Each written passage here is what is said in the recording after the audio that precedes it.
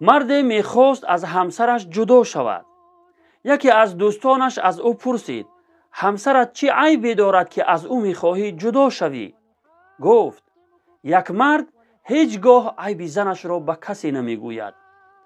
وقتی از هم جدا شدند باز از او پرسید که چرا همسرت را طلاق دادی؟ گفت: مرد هرگز پشت سر دختری مردم حرف نمیزند. 1 سال بعد از طلاق و جدایی همسر سابقش با دیگر ازدواج کرد. از او پرسید که حالا بگو که چرا همسرت را طلاق دادی؟ گفت: یک مرد هرگز پشت سر زنی مردم حرف نمیزند.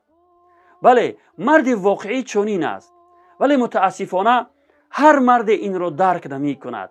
فراموش نکنید که نامردترین انسان کسی است که سر و اسرار دوران دوستی را به هنگام دشمنی فاش می کند.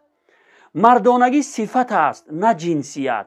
همیشه مرد باشید، اگرچه همه نامرد شدند.